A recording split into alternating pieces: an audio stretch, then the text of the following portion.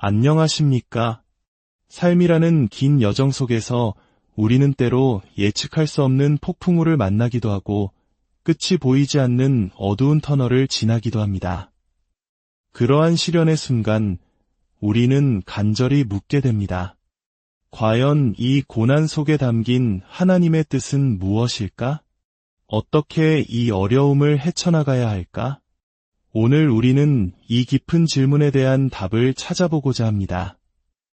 이 이야기가 여러분의 마음에 깊은 울림을 준다면 주변의 소중한 이들과 함께 나누어 주님의 은혜를 널리 전하는 통로가 되어주시길 바랍니다. 저희 채널을 구독해 주시는 것 또한 저희가 이 지혜의 여정을 계속해 나가는데 큰 힘이 됩니다. 이 말씀을 듣는 모든 분들께 주님의 평강과 축복이 함께하기를 기도합니다. 이야기는 지금으로부터 약 2000년 전 사도 바울이라는 한 인물의 고백에서 시작됩니다. 그는 수많은 영적 계시를 받은 위대한 사도였지만 동시에 그를 평생 괴롭혔던 육체의 가시가 있었습니다. 그는 이 고통이 자신에게서 떠나가게 해달라고 3번이나 간절히 주님께 간구했습니다. 그러나 그에게 돌아온 하나님의 응답은 우리가 예상했던 것과는 전혀 달랐습니다. 내 은혜가 내게 족하도다. 이는 내 능력이 약한 데서 온전하여짐이라. 이것이 바로 오늘 우리가 함께 탐구할 주제의 핵심입니다. 약함 속에서 온전해지는 능력, 고난 속에서 피어나는 은혜. 이것이 바로 우리가 오해하기 쉬운 하나님의 뜻에 대한 놀라운 진실입니다. 많은 이들이 인생의 어려움 앞에 좌절하고 힘겨워합니다. 각자의 사정은 다르겠지만 결코 그 어려움에 짓눌려서는 안 됩니다. 우리는 어려움 때문에 망하는 것이 아니라 그 안에 담긴 하나님의 깊은 뜻을 깨닫지 못하기에 무너지는 것입니다. 우리 민족의 가까운 역사를 돌이켜보십시오. 우리는 나라를 잃는 뼈아픈 서름을 겪었고 모든 것이 잿더미로 변하는 끔찍한 전쟁을 치렀습니다. 지금 우리의 처지와는 비교할 수 없는 상상조차 힘든 고난의 시간을 불과 얼마 전에 겪었습니다. 그 당시 사람들은 이제 모든 것이 끝이라고 생각했을 것입니다. 하지만 우리는 끝났습니까? 그렇지 않습니다. 어려움이 우리를 망하게 하지는 못했습니다. 오히려 모든 것을 다 가졌다고 생각하는 사람들이 허무하게 무너지는 경우를 우리는 종종 봅니다. 많은 돈을 벌고 높은 학식을 쌓고 세상적인 성공을 이뤘음에도 불구하고 말입니다. 진정으로 중요한 것은 하나님의 뜻을 아는 것입니다. 그 뜻만 바로 안다면 지금 우리가 어떤 처지에 있든지 그 속에서 부어주시는 하나님의 은혜는 측량할 수 없이 크며 오늘 이 순간이 훗날 우리 인생의 가장 빛나는 간증이 될 것입니다. 그런데 하나님의 뜻을 구할 때 우리가 반드시 경계해야 할 함정이 있습니다. 바로 지나친 운명론에 빠지는 것입니다. 많은 사람들이 하나님의 뜻을 미래에 어떤 좋은 일이 일어날지를 알아내는 점술처럼 생각합니다. 어디로 가야 좋은 일이 생길까? 어떤 직업을 택해야 성공할까? 누구와 결혼해야 행복할까? 이러한 질문의 동기는 하나님 자신이 아니라 고생하지 않고 편안하게 살고 싶은 인간적인 욕망에 있습니다. 이것은 본질적으로 무당이나 점술가를 찾아가 미래의 기륭화복을 묻는 행위와 다르지 않습니다. 하나님은 이러한 행위를 가증히 여기시며 엄격히 금하셨습니다. 왜일까요? 우리의 미래를 미리 아는 것이 우리에게 결코 유익하지 않기 때문입니다. 한번 상상해 보십시오. 만약 여러분이 1년 뒤에 아주 좋은 일이 일어날 것이라는 사실을 오늘 알게 된다면 앞으로의 1년은 어떻겠습니까? 아마도 영적인 교만과 나태함에 빠져 하루하루를 허비하게 될 것입니다. 반대로 1년 뒤에 끔찍한 불행이 닥칠 것을 알게 된다면 그 1년은 살아도 사는 것이 아닌 끔찍한 불안과 공포의 시간이 될 것입니다. 하나님은 우리를 그렇게 연약하게 내버려 두지 않으십니다. 하나님의 뜻이라는 귀한 책을 쓴 제럴드 시처 교수의 이야기는 우리에게 깊은 깨달음을 줍니다. 그는 아름다운 아내와 사랑스러운 네 자녀와 함께 행복한 가정을 꾸리고 안정된 대학 교수로 재직하며 남부럽지 않은 삶을 살았습니다. 그는 그것이 자신을 향한 하나님의 뜻이라고 굳게 믿었습니다. 그러나 어느 날 음주운전자가 낸 끔찍한 교통사고로 한순간에 사랑하는 아내와 어머니 그리고 막내딸을 잃었습니다. 그의 삶은 송두리째 무너졌습니다. 행복한 가정을 이루고 사는 것만이 하나님의 뜻이라고 생각했던 그의 믿음은 산산조각 났습니다. 이 극심한 고통의 터널을 지나며 그는 비로소 눈을 뜨게 됩니다. 하나님의 뜻이란 미래에 일어날 일을 미리 알아내는 것이 아니라는 사실을 말입니다. 성경은 미래에 대한 염려를 경고하며 오히려 지금 이 순간 하나님의 주권을 인정하고 우리가 이미 알고 있는 그분의 말씀에 순종하여 살아갈 것을 강력하게 명령하고 있다는 것을 깨닫게 된 것입니다. 그러므로 우리는 어떻게 하면 행복해질까라는 기준으로 하나님의 뜻을 구해서는 안 됩니다. 특히 결혼을 앞둔 젊은이들은 좋은 사람을 만나야 행복해질 것이라는 막연한 믿음을 가지고 있습니다. 물론 좋은 사람을 만나는 것은 축복입니다. 하지만 결혼의 행복은 누구를 만나느냐에 달려있는 것이 아니라 아내는 남편에게 순종하고 남편은 아내를 사랑하라는 하나님의 말씀을 지금 내가 지키고 있느냐에 달려 있습니다. 아무리 세상적으로 완벽한 사람을 만나도 이 말씀을 떠나서는 결코 참된 행복을 누릴 수 없습니다.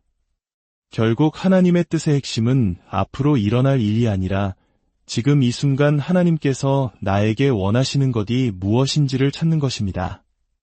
그리고 그 길은 때로는 고난의 길, 우리가 피하고 싶은 힘든 길일 수 있다는 사실을 인정해야 합니다. 미국의 위대한 대통령이었던 에이브러햄 링컨은 12살 어린 나이에 어머니를 여의었습니다. 그의 어머니는 숨을 거두기 전 어린 아들에게 이런 유언을 남겼습니다. 아들아, 무슨 일이 있어도 아무리 힘들고 어려워도 반드시 성경을 보아라. 성경에서 답을 찾으라. 링컨은 평생 그 유언을 가슴에 새기고 살았습니다. 훗날 대통령이 된 링컨의 낡은 성경책을 우연히 보게 된 한 목사님은 그 책 속에서 유독 손때와 눈물 자국이 선명한 한 구절을 발견했습니다. 시편 37편 7절, 여호와 앞에 잠잠하고 참고 기다리라. 이 구절은 링컨에게 하나님의 뜻이 무엇이었는지를 명확히 보여줍니다. 그의 삶은 결코 평탄하지 않았습니다. 그는 수많은 실패와 좌절, 그리고 국가적인 분열이라는 거대한 고통 속에서 매 순간 참고 기다리며 인내해야 했습니다. 그것이 바로 그 순간 그에게 주어진 하나님의 뜻이었던 것입니다. 어쩌면 지금 이 순간 참고 기다리라는 주님의 음성을 듣는 분들이 많을 것입니다. 하나님이 우리에게 원하시는 것은 모든 문제가 속 시원하게 해결되고 만사형통하는 길만이 아닙니다. 때로는 잠잠히 참고 기다려야 하는 그 길 속에 우리를 향한 가장 선하신 하나님의 뜻이 숨겨져 있는 경우가 더 많습니다. 물론 하나님은 모든 사람이 구원을 받고 그분의 자녀답게 살며 살아계신 하나님을 경험하기를 원하십니다. 이것은 우리 모두를 향한 보편적인 하나님의 뜻입니다. 하지만 사탄은 끊임없이 그 과정에서 우리를 흔들고 넘어뜨리려 합니다. 시험과 박해를 통해 우리를 괴롭히고 결국에는 포기하게 만듭니다. 하나님께서는 아직 구원받을 영혼들이 너무나 많기에 마지막 심판을 미루고 계시며 그로 인해 성도들에게는 여전히 시험과 환난이 존재합니다. 그러므로 우리는 고난이 있을 수 있다는 사실을 인정해야 합니다. 하나님의 기뻐하시는 길을 가는 동안에도 어려운 일을 겪을 수 있다는 것을 받아들여야 합니다. 그래야 비로소 이것이 하나님의 뜻이구나 하고 고백하며 오히려 그 고난을 기뻐하고 감사하며 심지어 자랑까지 할 수 있게 되는 것입니다. 하나님께서는 우리가 기도할 때 우리가 구하는 대로 주시겠다고 약속하지 않으셨습니다. 대신 가장 좋은 것으로 주시겠다고 약속하셨습니다. 이 믿음이 있기에 우리는 마음껏 기도할 수 있습니다. 혹시 내가 잘 모르고 잘못된 것을 구했을지라도 전지전능하신 하나님께서는 모든 것을 합력하여 가장 선한 것으로 바꾸어 주실 것이기 때문입니다. 그러므로 기도한 대로 이루어지지 않았다고 해서 실망하거나 낙심해서는 안 됩니다. 내가 생각했던 것과 다른 결과가 주어졌다면, 이것이 하나님께서 내게 주시는 가장 좋은 것이구나 라고 믿음으로 받을 수 있어야 합니다. 사도 바울은 자신을 괴롭히던 육체의 가시, 즉 지병을 없애달라고 3번이나 간절히 기도했습니다. 그러나 하나님의 응답은 병을 고쳐주시는 것이 아니었습니다. 내 은혜가 내게 족하다. 내 능력이 약한 데서 온전해진다.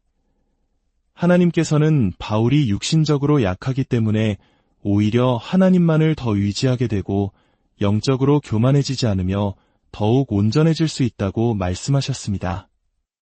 이 깨달음을 얻은 바울은 더 이상 불평하지 않았습니다. 오히려 그는 자신의 여러 약한 것들에 대하여 자랑하기 시작했습니다. 자신의 약함이야말로 그리스도의 능력이 자신에게 머물게 하는 통로임을 알았기 때문입니다. 그는 능욕과 궁핍과 박해와 곤고를 기뻐했습니다. 자신이 가장 약한 그때에 역설적으로 가장 강해진다는 비밀을 깨달았기 때문입니다. 중국의 위대한 영적 지도자였던 어치만 니 또한 평생 지병으로 고통받았습니다. 그가 병을 고쳐달라고 기도했을 때 하나님께서는 사도 바울에게 하셨던 것과 똑같이 의 은혜가 내게 족하다고 응답하셨습니다. 처음에는 그 뜻을 이해할 수 없었던 그는 꿈속에서 한 환상을 봅니다. 그는 배를 타고 양쯔강을 따라 내려가고 있었는데 저 앞에 거대한 바위가 강줄기를 막고 있었습니다. 이대로 가다가는 배가 바위에 부딪혀 산산조각 날 것이 분명했습니다. 그는 다급하게 기도했습니다. 하나님, 저 바위를 없애주십시오. 그러나 바위가 사라지는 대신 갑자기 강물이 불어나기 시작했습니다. 물은 점점 차올라 마침내 거대한 바위를 완전히 물속에 잠기게 했고 그의 배는 그 위를 유유히 지나갈 수 있었습니다. 꿈에서 깨어난 그는 하나님의 역사하심을 깨달았습니다. 중요한 것은 내 앞을 가로막는 바위, 즉 문제가 없어지는 것이 아니었습니다. 그 어떤 거대한 바위도 능히 넘어갈 수 있는 넘치는 은혜, 차오르는 강물과 같은 은혜가 내게 필요한 것이었습니다. 은혜가 넘치면 문제는 더 이상 문제가 되지 않는다는 것을 깨달은 것입니다. 그 후로 워치만 니는 문제가 생길 때마다 문제가 없어지기를 기도하지 않고 하나님, 더 큰 은혜를 주십시오 라고 기도했다고 합니다. 사랑하는 여러분, 우리도 마찬가지입니다. 우리 앞에 놓인 문제를 없애달라고 기도하기보다 그 모든 것을 능히 이길 수 있는 더 큰 은혜를 구해야 합니다. 코로나19 사태로 인해 우리가 겪는 어려움도 마찬가지입니다. 이 문제가 빨리 사라지는 것도 답이겠지만 이 문제가 더 이상 문제가 되지 않을 정도로 강력한 하나님의 부흥과 은혜가 우리에게 임하는 것이 더 근본적인 답입니다. 매일 주님과 동행하는 삶이 생생하게 경험되고 그분의 음성이 내 마음에 명확하게 들린다면 우리는 더 이상 두려워하지 않을 것입니다. 어디로 가야 할지, 무엇을 해야 할지 주님께서 친히 이끌어 주시기 때문입니다. 어떤 권사님의 이야기는 우리에게 깊은 감동을 줍니다. 힘들게 모은 자녀의 대학 등록금을 전도하러 가던 길에 소매치기 당했습니다. 하늘이 무너지는 것 같은 절망 속에서 그녀는 이불을 뒤집어 쓰고 한참을 울었습니다. 그러나 문득 이런 생각이 들었습니다. 너는 방금 전까지 사람들에게 예수 믿으면 행복해진다고 전도하지 않았느냐? 그런데 고작 돈 몇 푼 잃었다고 이렇게 절망하는 것이 옳은 일이냐? 그녀는 자리에서 일어나 이불을 폈고 아무 일 없다는 듯 가족들을 맞았습니다. 그런데 놀라운 일이 일어났습니다. 휴학을 하려고 학교에 찾아갔던 딸이 전액 장학금을 받게 되었다는 소식을 듣게 되었고, 아들은 의과대학에 수석으로 입학하여 6년 장학금은 물론 유학비까지 보장받게 된 것입니다. 하나님께서는 그 가정이 겪은 눈물을 결코 외면하지 않으셨습니다. 모든 일이 이처럼 극적인 결과를 가져오는 것은 아닐지라도 우리가 기억해야 할 것은 이것입니다. 매 순간 지금 나는 어떻게 해야 하는가를 묻고 하나님의 이름을 욕되게 하지 않는 길을 선택하는 것. 그것이 바로 하나님의 뜻을 이루는 삶입니다. 솔로몬은 잠언에서 이렇게 기도했습니다. 나를 가난하게도 마옵시고 부하게도 마옵소서. 혹 내가 배불러서 하나님을 모른다 할까 하오며 혹 내가 가난하여 도둑질하고 내 하나님의 이름을 욕되게 할까 두렵나이다. 그의 관심은 오직 하나님의 이름이었습니다. 우리의 삶을 통해 하나님의 이름이 높임을 받으셔야 합니다. 우리는 성부와 성자와 성령의 이름으로 세례를 받은 그분의 이름이 새겨진 사람들입니다. 세상 사람들은 성경책을 읽지 않습니다. 그들은 우리의 삶을 통해 성경을 읽습니다. 우리의 말과 행동 하나하나가 살아있는 성경이 되어 세상 사람들이 우리를 보고 저들을 보니 정말 하나님은 살아계신 것 같아.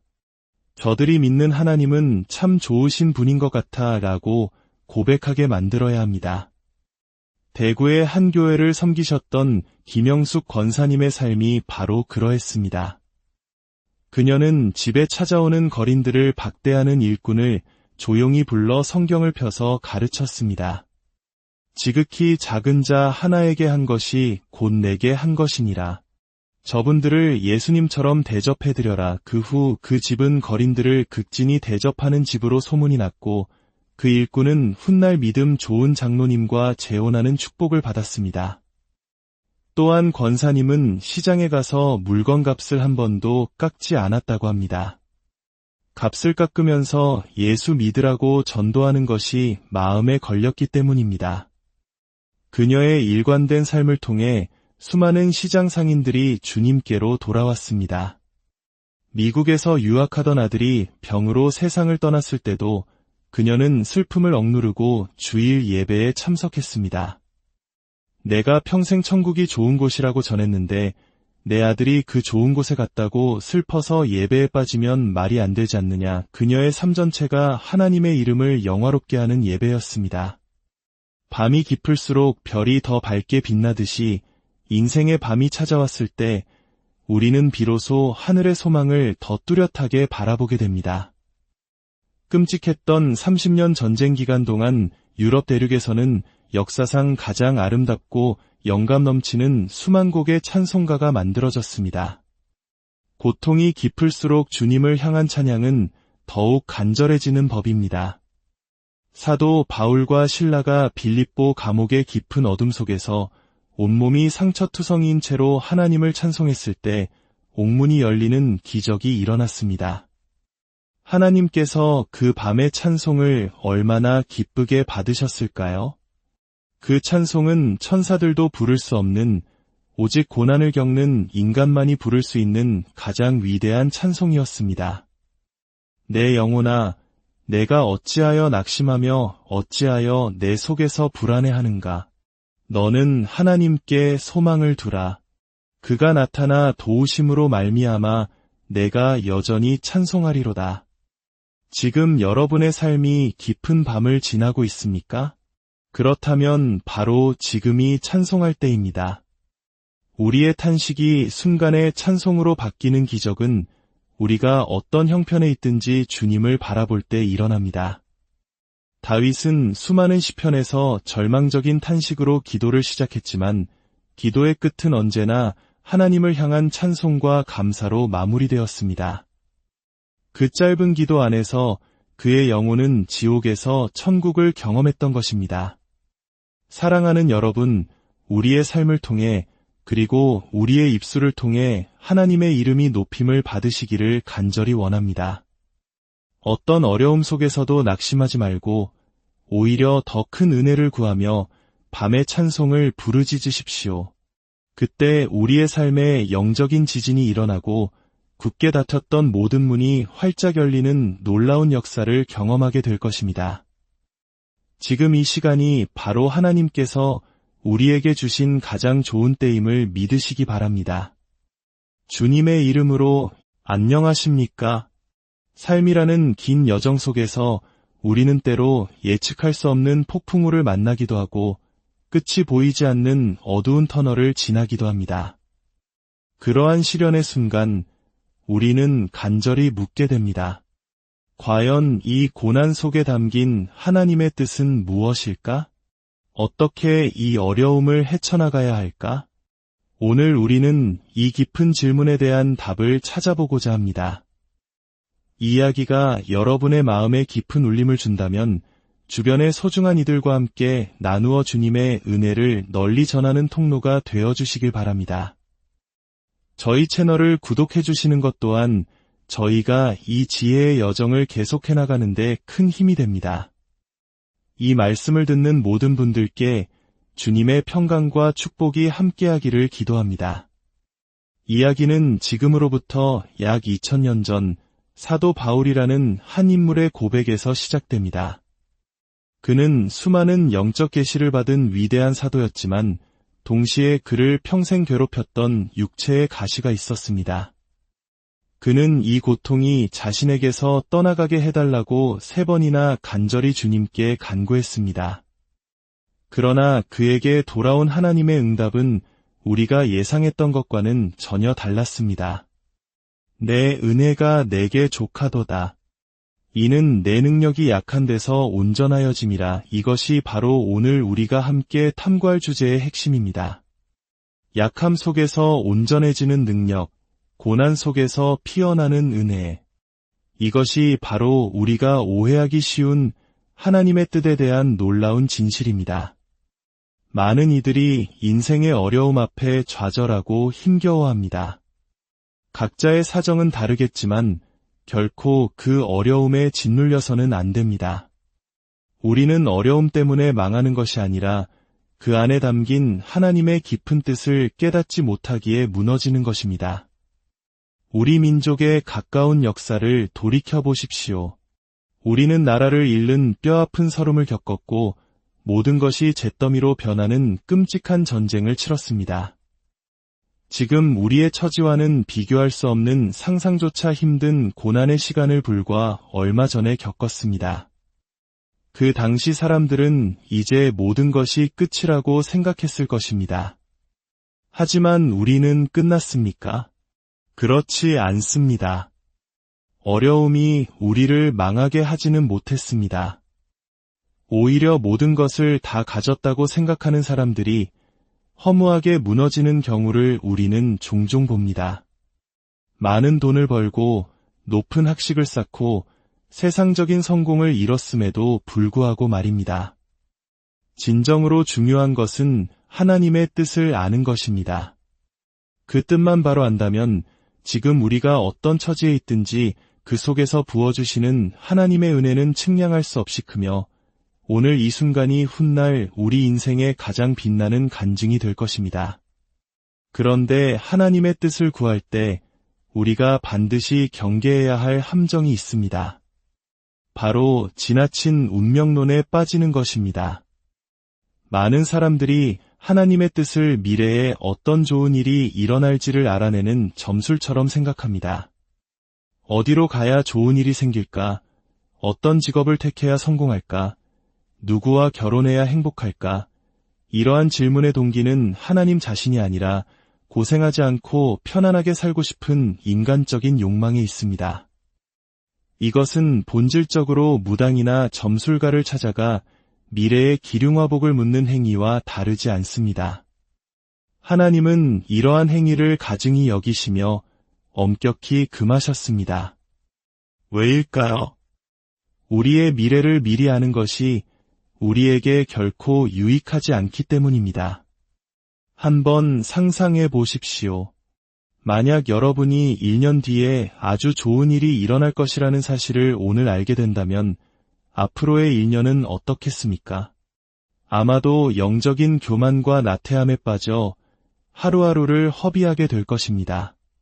반대로 1년 뒤에 끔찍한 불행이 닥칠 것을 알게 된다면 그 1년은 살아도 사는 것이 아닌 끔찍한 불안과 공포의 시간이 될 것입니다. 하나님은 우리를 그렇게 연약하게 내버려 두지 않으십니다. 하나님의 뜻이라는 귀한 책을 쓴 제럴드 시처 교수의 이야기는 우리에게 깊은 깨달음을 줍니다. 그는 아름다운 아내와 사랑스러운 네 자녀와 함께 행복한 가정을 꾸리고 안정된 대학 교수로 재직하며 남부럽지 않은 삶을 살았습니다. 그는 그것이 자신을 향한 하나님의 뜻이라고 굳게 믿었습니다. 그러나 어느 날 음주운전자가 낸 끔찍한 교통사고로 한순간에 사랑하는 아내와 어머니 그리고 막내딸을 잃었습니다. 그의 삶은 송두리째 무너졌습니다. 행복한 가정을 이루고 사는 것만이 하나님의 뜻이라고 생각했던 그의 믿음은 산산조각 났습니다. 이 극심한 고통의 터널을 지나며 그는 비로소 눈을 뜨게 됩니다. 하나님의 뜻이란 미래에 일어날 일을 미리 알아내는 것이 아니라는 사실을 말입니다. 성경은 미래에 대한 염려를 경고하며 오히려 지금 이 순간 하나님의 주권을 인정하고 우리가 이미 알고 있는 그분의 말씀에 순종하여 살아갈 것을 강력하게 명령하고 있다는 것을 깨닫게 된 것입니다. 그러므로 우리는 어떻게 하면 행복해질까라는 기준으로 하나님의 뜻을 구해서는 안 됩니다. 특히 결혼을 앞둔 젊은이들은 좋은 사람을 만나야 행복해질 것이라는 막연한 믿음을 가지고 있습니다. 물론 좋은 사람을 만나는 것은 축복입니다.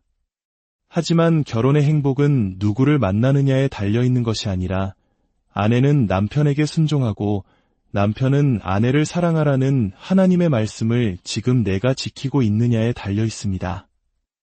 아무리 세상적으로 완벽한 사람을 만나도 이 말씀을 떠나서는 결코 참된 행복을 누릴 수 없습니다. 결국 하나님의 뜻의 핵심은 앞으로 일어날 일이 아니라 지금 이 순간 하나님께서 나에게 원하시는 것이 무엇인지를 찾는 것입니다. 그리고 그 길은 때로는 고난의 길, 우리가 피하고 싶은 힘든 길일 수 있다는 사실을 인정해야 합니다. 미국의 위대한 대통령이었던 에이브러햄 링컨은 12살 어린 나이에 어머니를 여의었습니다. 그의 어머니는 숨을 거두기 전 어린 아들에게 이런 유언을 남겼습니다. 아들아, 무슨 일이 있어도 아무리 힘들고 어려워도 반드시 성경을 보아라. 성경에서 답을 찾으라. 링컨은 평생 그 유언을 가슴에 새기고 살았습니다. 훗날 대통령이 된 링컨의 낡은 성경책을 우연히 보게 된 한 목사님은 그 책 속에서 유독 손때와 눈물 자국이 선명한 한 구절을 발견했습니다. 시편 37편 7절, 여호와 앞에 잠잠하고 참고 기다리라. 이 구절은 링컨에게 하나님의 뜻이 무엇이었는지를 명확히 보여줍니다. 그의 삶은 결코 평탄하지 않았습니다. 그는 수많은 실패와 좌절, 그리고 국가적인 분열이라는 거대한 고통 속에서 매 순간 참고 기다리며 인내해야 했습니다. 그것이 바로 그 순간 그에게 주어진 하나님의 뜻이었던 것입니다. 어쩌면 지금 이 순간 참고 기다리라는 주님의 음성을 듣는 분들이 많을 것입니다. 하나님이 우리에게 원하시는 것은 모든 문제가 속 시원하게 해결되고 만사형통하는 길만이 아닙니다. 때로는 잠잠히 참고 기다려야 하는 그 길 속에 우리를 향한 가장 선하신 하나님의 뜻이 숨겨져 있는 경우가 더 많습니다. 물론 하나님은 모든 사람이 구원을 받고 그분의 자녀답게 살며 살아계신 하나님을 경험하기를 원하십니다.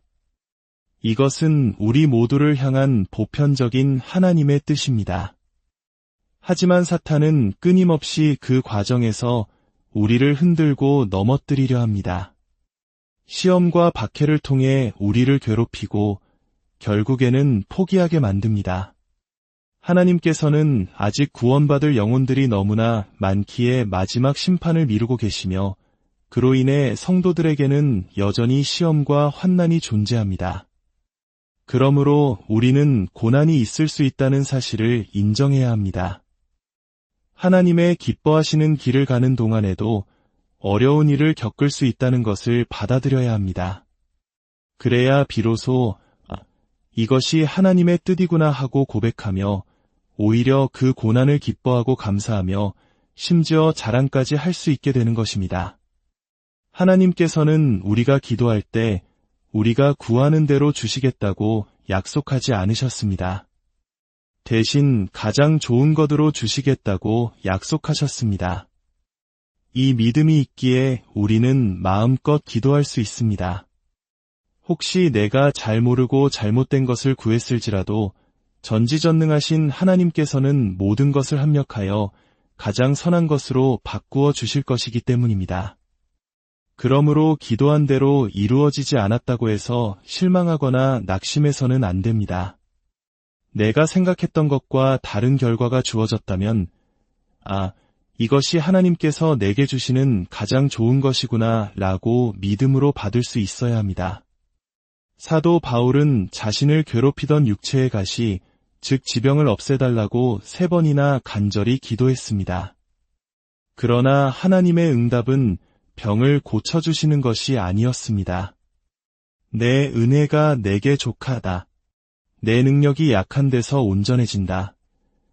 하나님께서는 바울이 육신적으로 약하기 때문에 오히려 하나님만을 더 의지하게 되고 영적으로 교만해지지 않으며 더욱 온전해질 수 있다고 말씀하셨습니다. 이 깨달음을 얻은 바울은 더 이상 불평하지 않았습니다. 오히려 그는 자신의 여러 약한 것들에 대하여 자랑하기 시작했습니다. 자신의 약함이야말로 그리스도의 능력이 자신에게 머물게 하는 통로임을 알았기 때문입니다. 그는 능욕과 궁핍과 박해와 곤고를 기뻐했습니다. 자신이 가장 약한 그때에 역설적으로 가장 강해진다는 비밀을 깨달았기 때문입니다. 중국의 위대한 영적 지도자였던 어치만 니 또한 평생 지병으로 고통받았습니다. 그가 병을 고쳐달라고 기도했을 때 하나님께서는 사도 바울에게 하셨던 것과 똑같이 내 은혜가 내게 족하다고 응답하셨습니다. 처음에는 그 뜻을 이해할 수 없었던 그는 꿈속에서 한 환상을 봅니다. 그는 배를 타고 양쯔강을 따라 내려가고 있었는데 저 앞에 거대한 바위가 강줄기를 막고 있었습니다. 이대로 가다가는 배가 바위에 부딪혀 산산조각 날 것이 분명했습니다. 그는 다급하게 기도했습니다. 하나님, 저 바위를 없애주십시오. 그러나 바위가 사라지는 대신 갑자기 강물이 불어나기 시작했습니다. 물은 점점 차올라 마침내 거대한 바위를 완전히 물속에 잠기게 했고 그의 배는 그 위를 유유히 지나갈 수 있었습니다. 꿈에서 깨어난 그는 하나님의 역사하심을 깨달았습니다. 중요한 것은 내 앞을 가로막는 바위, 즉 문제가 없어지는 것이 아니었습니다. 그 어떤 거대한 바위도 능히 넘어갈 수 있는 넘치는 은혜, 차오르는 강물과 같은 은혜가 내게 필요한 것이었습니다. 은혜가 넘치면 문제는 더 이상 문제가 되지 않는다는 것을 깨달은 것입니다. 그 후로 워치만 니는 문제가 생길 때마다 문제가 없어지기를 기도하지 않고 하나님, 더 큰 은혜를 주십시오 라고 기도했다고 합니다. 사랑하는 여러분, 우리도 마찬가지입니다. 우리 앞에 놓인 문제를 없애달라고 기도하기보다 그 모든 것을 능히 이길 수 있는 더 큰 은혜를 구해야 합니다. 코로나19 사태로 인해 우리가 겪는 어려움도 마찬가지입니다. 이 문제가 빨리 사라지는 것도 답이겠지만 이 문제가 더 이상 문제가 되지 않을 정도로 강력한 하나님의 부흥과 은혜가 우리에게 임하는 것이 더 근본적인 답입니다. 매일 주님과 동행하는 삶이 생생하게 경험되고 그분의 음성이 내 마음에 명확하게 들린다면 우리는 더 이상 두려워하지 않을 것입니다. 어디로 가야 할지, 무엇을 해야 할지 주님께서 친히 이끌어 주시기 때문입니다. 어떤 권사님의 이야기는 우리에게 깊은 감동을 줍니다. 힘들게 모은 자녀의 대학 등록금을 전도하러 가던 길에 소매치기 당했습니다. 하늘이 무너지는 것 같은 절망 속에서 그녀는 이불을 뒤집어 쓰고 한참을 울었습니다. 그러나 문득 이런 생각이 들었습니다. 너는 방금 전까지 사람들에게 예수 믿으면 행복해진다고 전도하지 않았느냐? 그런데 고작 돈 몇 푼 잃었다고 이렇게 절망하는 것이 옳은 일이냐? 그녀는 자리에서 일어나 이불을 폈고 아무 일 없다는 듯 가족들을 맞았습니다. 그런데 놀라운 일이 일어났습니다. 휴학을 하려고 학교에 찾아갔던 딸이 전액 장학금을 받게 되었다는 소식을 듣게 되었고, 아들은 의과대학에 수석으로 입학하여 6년 장학금은 물론 유학비까지 보장받게 된 것입니다. 하나님께서는 그 가정이 겪은 눈물을 결코 외면하지 않으셨습니다. 모든 일이 이처럼 극적인 결과를 가져오는 것은 아닐지라도 우리가 기억해야 할 것은 이것입니다. 매 순간 지금 나는 어떻게 해야 하는가를 묻고 하나님의 이름을 욕되게 하지 않는 길을 선택하는 것. 그것이 바로 하나님의 뜻을 이루는 삶입니다. 솔로몬은 잠언에서 이렇게 기도했습니다. 나를 가난하게도 마옵시고 부하게도 마옵소서. 혹 내가 배불러서 하나님을 모른다 할까 하오며 혹 내가 가난하여 도둑질하고 내 하나님의 이름을 욕되게 할까 두렵나이다. 그의 관심은 오직 하나님의 이름이었습니다. 우리의 삶을 통해 하나님의 이름이 높임을 받으셔야 합니다. 우리는 성부와 성자와 성령의 이름으로 세례를 받은 그분의 이름이 새겨진 사람들입니다. 세상 사람들은 성경책을 읽지 않습니다. 그들은 우리의 삶을 통해 성경을 읽습니다. 우리의 말과 행동 하나하나가 살아있는 성경이 되어 세상 사람들이 우리를 보고 저들을 보니 정말 하나님은 살아계신 것 같아. 저들이 믿는 하나님은 참 좋으신 분인 것 같아 라고 고백하게 만들어야 합니다. 대구의 한 교회를 섬기셨던 김영숙 권사님의 삶이 바로 그러했습니다. 그녀는 집에 찾아오는 거린들을 박대하는 일꾼을 조용히 불러 성경을 펴서 가르쳤습니다. 지극히 작은 자 하나에게 한 것이 곧 내게 한 것이니라. 저분들을 예수님처럼 대접해드려라. 그 후 그 집은 거린들을 극진히 대접하는 집으로 소문이 났고 그 일꾼은 훗날 믿음 좋은 장로님과 재혼하는 축복을 받았습니다. 또한 권사님은 시장에 가서 물건 값을 한 번도 깎지 않았다고 합니다. 값을 깎으면서 예수 믿으라고 전도하는 것이 마음에 걸렸기 때문입니다. 그녀의 일관된 삶을 통해 수많은 시장 상인들이 주님께로 돌아왔습니다. 미국에서 유학하던 아들이 병으로 세상을 떠났을 때도 그녀는 슬픔을 억누르고 주일 예배에 참석했습니다. 내가 평생 천국이 좋은 곳이라고 전했는데 내 아들이 그 좋은 곳에 갔다고 슬퍼서 예배에 빠지면 말이 안 되지 않느냐. 그녀의 삶 전체가 하나님의 이름을 영화롭게 하는 예배였습니다. 밤이 깊을수록 별이 더 밝게 빛나듯이 인생의 밤이 찾아왔을 때 우리는 비로소 하늘의 소망을 더 뚜렷하게 바라보게 됩니다. 끔찍했던 30년 전쟁 기간 동안 유럽 대륙에서는 역사상 가장 아름답고 영감 넘치는 수만 곡의 찬송가가 만들어졌습니다. 고통이 깊을수록 주님을 향한 찬양은 더욱 간절해지는 법입니다. 사도 바울과 실라가 빌립보 감옥의 깊은 어둠 속에서 온몸이 상처투성이인 채로 하나님을 찬송했을 때 옥문이 열리는 기적이 일어났습니다. 하나님께서 그 밤의 찬송을 얼마나 기쁘게 받으셨을까요? 그 찬송은 천사들도 부를 수 없는, 오직 고난을 겪는 인간만이 부를 수 있는 가장 위대한 찬송이었습니다. 내 영혼아, 내가 어찌하여 낙심하며 어찌하여 내 속에서 불안해하는가? 너는 하나님께 소망을 두라. 그가 나타나 도우심으로 말미암아 내가 여전히 찬송하리로다. 지금 여러분의 삶이 깊은 밤을 지나고 있습니까? 그렇다면 바로 지금이 찬송할 때입니다. 우리의 탄식이 순간의 찬송으로 바뀌는 기적은 우리가 어떤 형편에 있든지 주님을 바라볼 때 일어납니다. 다윗은 수많은 시편에서 절망적인 탄식으로 기도를 시작했지만 기도의 끝은 언제나 하나님을 향한 찬송과 감사로 마무리되었습니다. 그 짧은 기도 안에서 그의 영혼은 지옥에서 천국을 경험했던 것입니다. 사랑하는 여러분, 우리의 삶을 통해 그리고 우리의 입술을 통해 하나님의 이름이 높임을 받으시기를 간절히 원합니다. 어떤 어려움 속에서도 낙심하지 말고 오히려 더 큰 은혜를 구하며 밤의 찬송을 부르짖으십시오.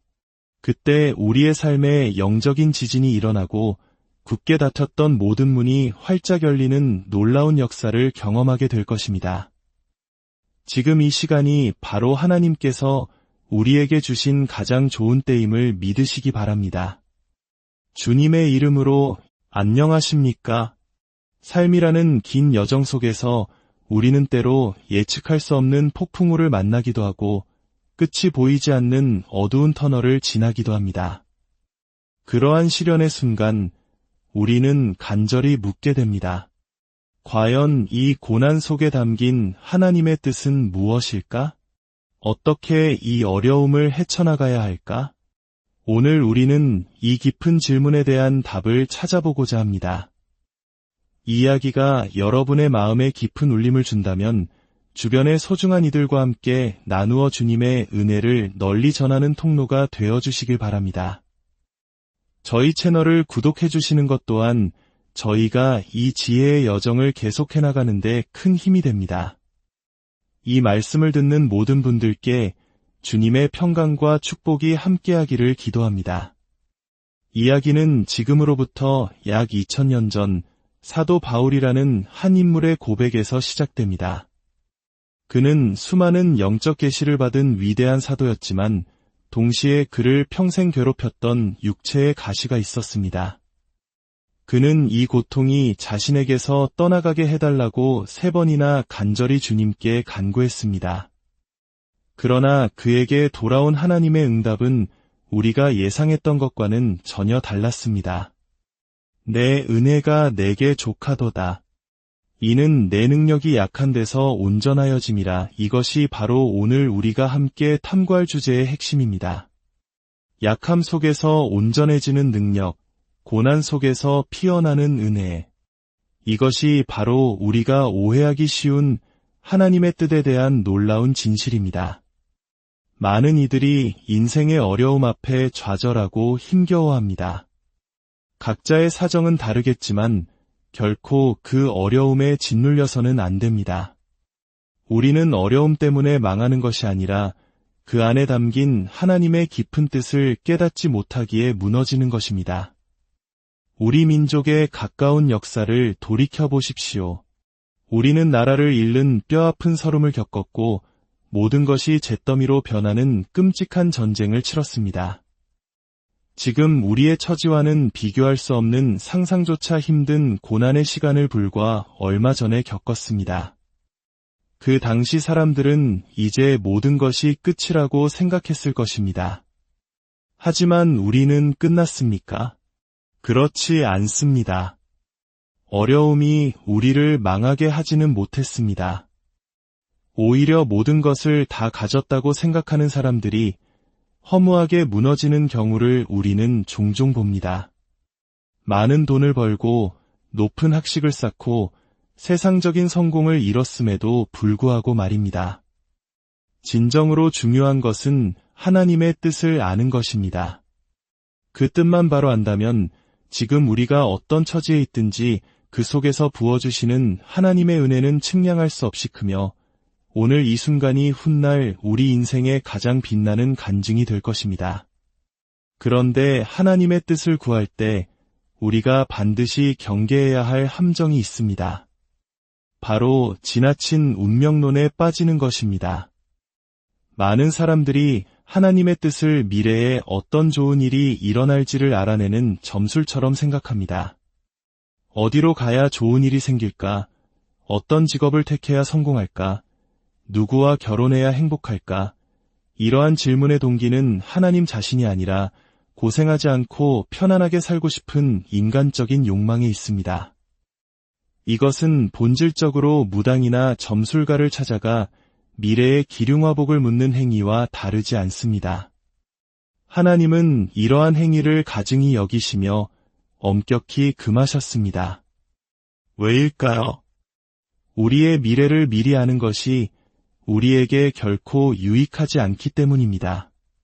한번 상상해 보십시오. 만약 여러분이 1년 뒤에 아주 좋은 일이 일어날 것이라는 사실을 오늘 알게 된다면 앞으로의 1년은 어떻겠습니까? 아마도 영적인 교만과 나태함에 빠져 하루하루를 허비하게 될 것입니다. 반대로 1년 뒤에 끔찍한 불행이 닥칠 것을 알게 된다면 그 1년은 살아도 사는 것이 아닌 끔찍한 불안과 공포의 시간이 될 것입니다. 하나님은 우리를 그렇게 연약하게 내버려 두지 않으십니다. 하나님의 뜻이라는 귀한 책을 쓴 제럴드 시처 교수의 이야기는 우리에게 깊은 깨달음을 줍니다. 그는 아름다운 아내와 사랑스러운 네 자녀와 함께 행복한 가정을 꾸리고 안정된 대학 교수로 재직하며 남부럽지 않은 삶을 살았습니다. 그는 그것이 자신을 향한 하나님의 뜻이라고 굳게 믿었습니다. 그러나 어느 날 음주운전자가 낸 끔찍한 교통사고로 한순간에 사랑하는 아내와 어머니 그리고 막내딸을 잃었습니다. 그의 삶은 송두리째 무너졌습니다. 행복한 가정을 이루고 사는 것만이 하나님의 뜻이라고 생각했던 그의 믿음은 산산조각 났습니다. 이 극심한 고통의 터널을 지나며 그는 비로소 눈을 뜨게 됩니다.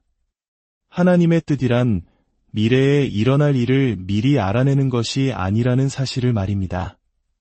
성경은 미래에 대한 염려를 경고하며 오히려 지금 이 순간 하나님의 주권을 인정하고 우리가 이미 알고 있는 그분의 말씀에 순종하여 살아갈 것을 강력하게 명령하고 있다는 것을 깨닫게 된 것입니다. 그러므로 우리는 어떻게 하면 행복해질까라는 기준으로 하나님의 뜻을 구해서는 안 됩니다. 특히 결혼을 앞둔 젊은이들은 좋은 사람을 만나야 행복해질 것이라는 막연한 믿음을 가지고 있습니다. 물론 좋은 사람을 만나는 것은 축복입니다.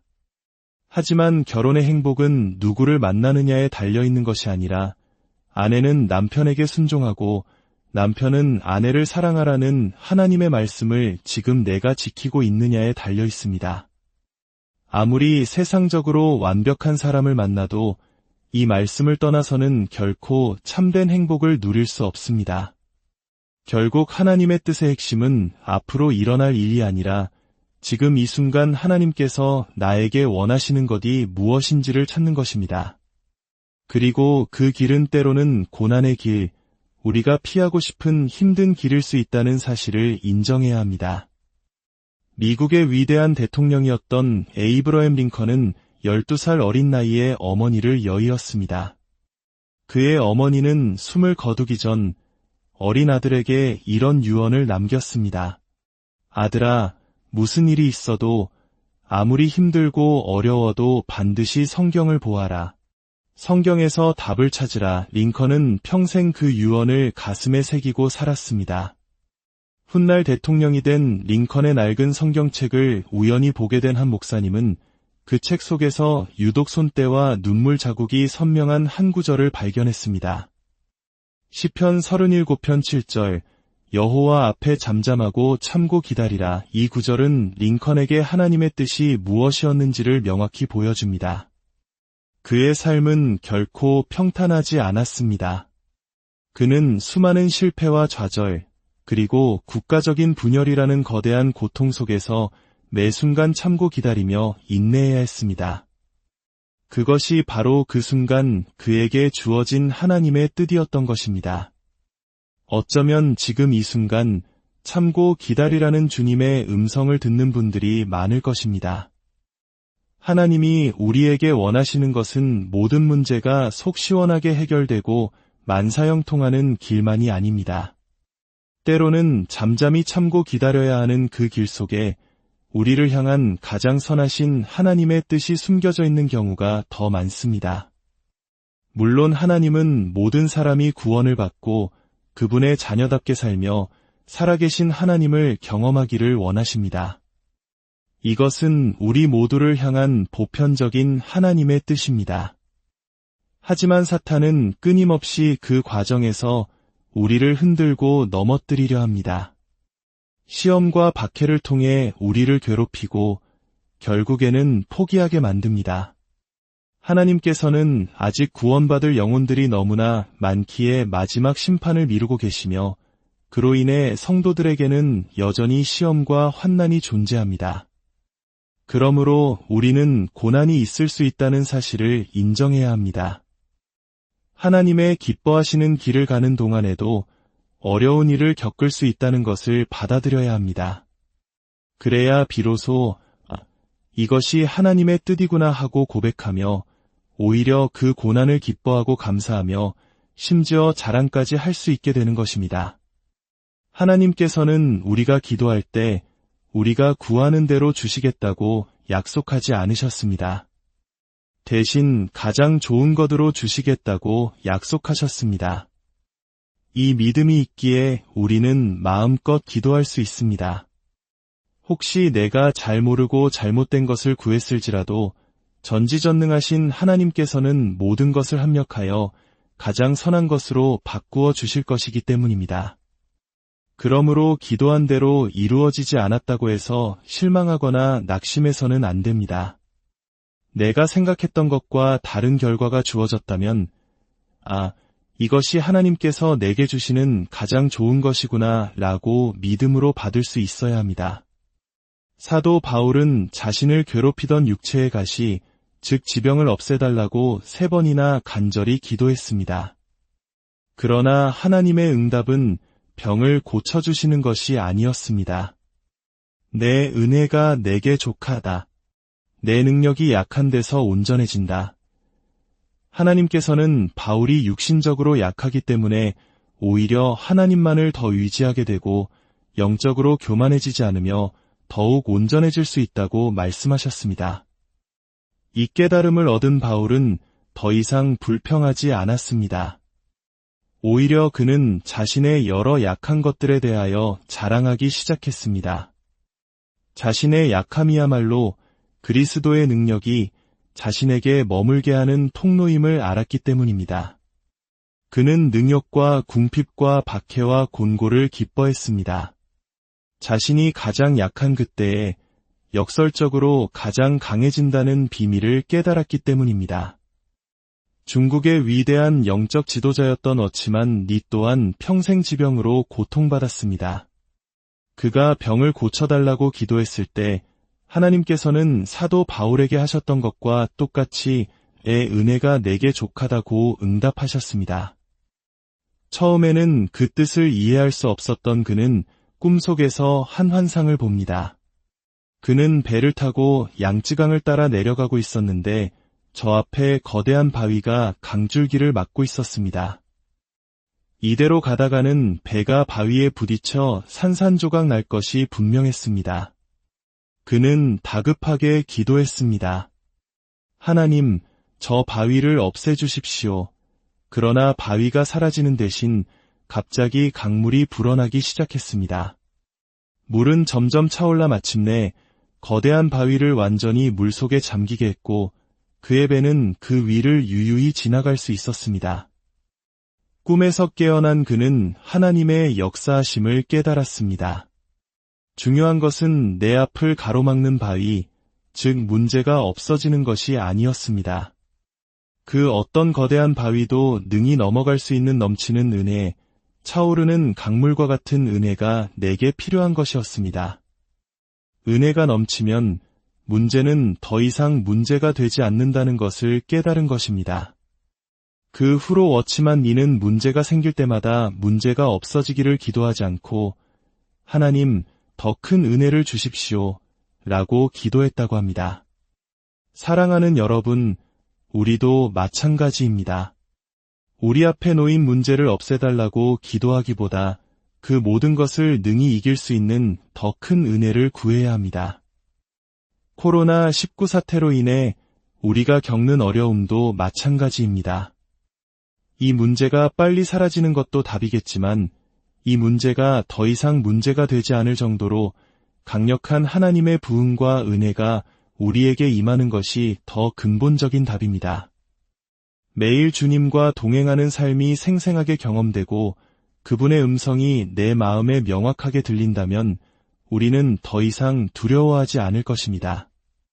어디로 가야 할지, 무엇을 해야 할지 주님께서 친히 이끌어 주시기 때문입니다. 어떤 권사님의 이야기는 우리에게 깊은 감동을 줍니다.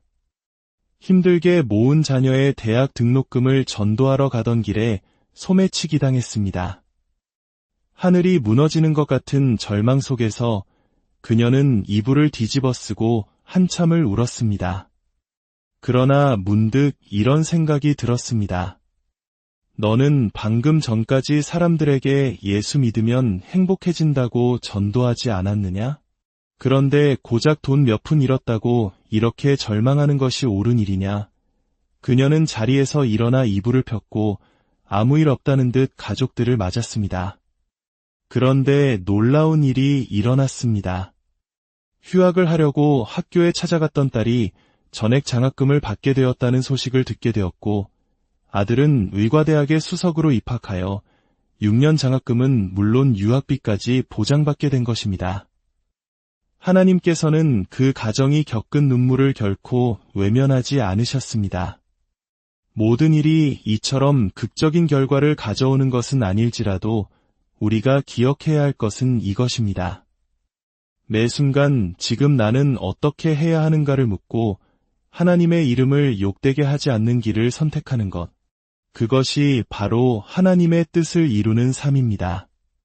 솔로몬은 잠언에서 이렇게 기도했습니다.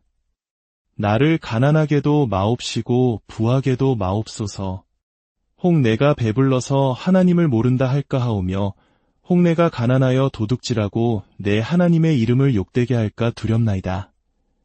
그의 관심은 오직 하나님의 이름이었습니다. 우리의 삶을 통해 하나님의 이름이 높임을 받으셔야 합니다. 우리는 성부와 성자와 성령의 이름으로 세례를 받은 그분의 이름이 새겨진 사람들입니다. 세상 사람들은 성경책을 읽지 않습니다. 그들은 우리의 삶을 통해 성경을 읽습니다. 우리의 말과 행동 하나하나가 살아있는 성경이 되어 세상 사람들이 우리를 보고 저들을 보니 정말 하나님은 살아계신 것 같아. 저들이 믿는 하나님은 참 좋으신 분인 것 같아 라고 고백하게 만들어야 합니다. 대구의 한 교회를 섬기셨던 김영숙 권사님의 삶이 바로 그러했습니다. 그녀는 집에 찾아오는 거린들을 박대하는 일꾼을 조용히 불러 성경을 펴서 가르쳤습니다. 지극히 작은 자 하나에게 한 것이 곧 내게 한 것이니라. 저분들을 예수님처럼 대접해드려라. 그 후 그 집은 거린들을 극진히 대접하는 집으로 소문이 났고 그 일꾼은 훗날 믿음 좋은 장로님과 재혼하는 축복을 받았습니다. 또한 권사님은 시장에 가서 물건값을 한 번도 깎지 않았다고 합니다. 값을 깎으면서 예수 믿으라고 전도하는 것이 마음에 걸렸기 때문입니다. 그녀의 일관된 삶을 통해 수많은 시장 상인들이 주님께로 돌아왔습니다. 미국에서 유학하던 아들이 병으로 세상을 떠났을 때도 그녀는 슬픔을 억누르고 주일 예배에 참석했습니다. 내가 평생 천국이 좋은 곳이라고 전했는데 내 아들이 그 좋은 곳에 갔다고 슬퍼서 예배에 빠지면 말이 안 되지 않느냐. 그녀의 삶 전체가 하나님의 이름을 영화롭게 하는 예배였습니다. 밤이 깊을수록 별이 더 밝게 빛나듯이 인생의 밤이 찾아왔을 때 우리는 비로소 하늘의 소망을 더 뚜렷하게 바라보게 됩니다. 끔찍했던 30년 전쟁 기간 동안 유럽 대륙에서는 역사상 가장 아름답고 영감 넘치는 수만 곡의 찬송가가 만들어졌습니다. 고통이 깊을수록 주님을 향한 찬양은 더욱 간절해지는 법입니다. 사도 바울과 실라가 빌립보 감옥의 깊은 어둠 속에서 온몸이 상처투성이인 채로 하나님을 찬송했을 때 옥문이 열리는 기적이 일어났습니다. 하나님께서 그